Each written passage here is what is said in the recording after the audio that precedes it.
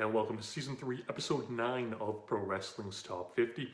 I'm your host, Travis McNeil, and today we continue our countdown of the top 50 matches in ECW history with match number 42 on our list, which is the tag team match between Tommy Dreamer and Terry Funk against Raven and Cactus Jack from the November to Remember 1995 event held on November the 18th of 1995. Now, I will be honest, this is the first match on this list up until that point that I don't really consider to be a great match per se, but everything surrounding it and the atmosphere really makes it such, an appropriate representation of ECW and things that I love about ECW, that it's a worthy inclusion on this list. This match is something that in 95 you wouldn't have seen a lot of. But where we're at in 2021, we saw so much of this wrestling, through ECW, through WWF's hardcore division, in the independents, that by the time we got here, it's really kind of, passe, overplayed, and it doesn't have the impact as it did back then. This match is essentially just a plunder brawl. It is 15 minutes of guys hitting each other with various objects from a garbage can. Your mileage will vary on it, but this is also the first match at this point in the list where watching all of the TV surrounding it paints such a better picture and makes this match stand out so much more and be so much more worthwhile than what it is if you watch it in a vacuum. So the Raven and Dreamer feud, I won't get into a super extensive outline of that because there was so much to it, but they had the most personal feud you could have at this point in 1995. Cactus and Terry Funk's history goes back to the IWA King of the Death Matches tournament in Japan. It spilled over into ECW.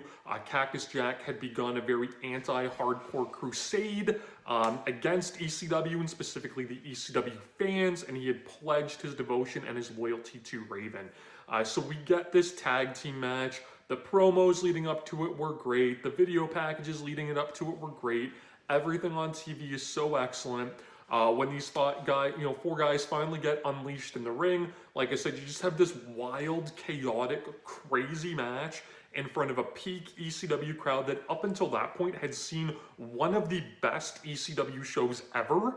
And overall, watching it back, there's maybe better shows from an in-ring standpoint, but it's so historic and it's so important that I really fondly look back at November to Remember 95, and it's one of my favorite top to bottom ECW shows to watch. So you get this main event. This match is just absolutely wild. The referee gets taken out very early on by Funk and Dreamer, and like I said, it is just this crazy brawl with these four guys hitting each other with everything from soup to nuts. There's Tommy Dreamer hits Raven in the head with a VCR, which was just brutal. Terry Funk's choking Raven with a toilet seat. There's a shopping cart of weapons brought out, and Stevie Richards gets thrown in the shopping cart and rammed into the ring post. Cactus Jack at one point goes to town on Terry Funk's arm with a spike. This match is just chaotic and crazy. Cactus Jack is just amazing in this match. So again, doing the anti-hardcore gimmick, he comes out in an airbrushed Dungeon of Doom t-shirt, which was just ridiculous and something that the ECW crowd was, very much able, to be angsty towards, given that, ECW was everything that WWF and WCW was not. WCW's big storyline at the time was the Dungeon of Doom, which got a lot of criticism for how hokey and over the top it was. So it was perfect cannon fodder for the ECW crowd to let him have it. So very smart heel tactic from Cactus Jack. There's an incredible moment in this match, though, where he gets that shirt taken off. Underneath, he's wearing a shirt with an airbrushed portrait of Eric Bischoff. Cactus Jack proceeds to start doing the YMCA, but spelling out WCW.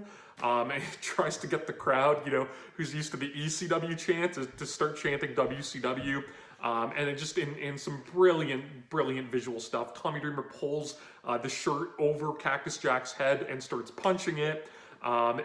Jack is bleeding, so the blood starts to come through the t-shirt where it looks like Eric Bischoff is bleeding, and Tommy Dreamer proceeds to hit Jack in the head with a steel chair, basically giving a chair shot to Eric Bischoff. It is absolutely tremendous. The video footage doesn't do a excellent job at it because they don't really face the hard cam, but you get the gist of it. The crowd goes wild, and live it would have been the coolest moment ever. So just really fun, smart stuff. We get a big run-in from Bill Alfonso, who's the heel referee, along with Taz, who had officially turned heel earlier in that night and started his feud with Sabu. They come out and try to get the heels to win, but when that doesn't work, Taz ends up leaving when he confronts Tommy Dreamer, who was one of his best friends that Joey Styles really put over on commentary, that it led to that confliction from Taz as to what he needs to do. So they left, and we ended up getting just a really smart, clever finish where Tommy Dreamer takes Raven out with some DDTs and pile drivers. But before he can get the pinfall victory, ECW did such a great job establishing that Tommy Dreamer couldn't pin Raven. He goes to stop Cactus Jack from coming in the ring. Terry Funk crawls over and gets the 1-2-3 on Raven. When this match is over, the bell rings. These guys do not stop their fight. They continue just to brawl out of control all over the arena as the show cuts to finish. Again, just showing that chaotic nature.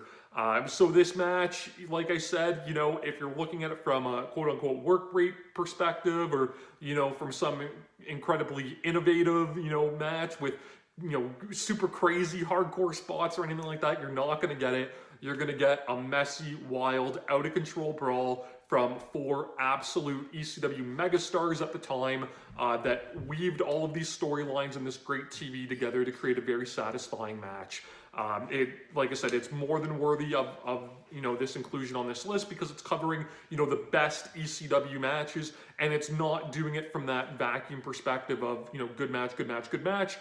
It's looking at it overall. So again, watch all of the 95 Hardcore TV that brings you to this point if you can, and it'll be a really worthwhile experience for you. You can watch this match on the WWE Network. You can maybe find it on Peacock.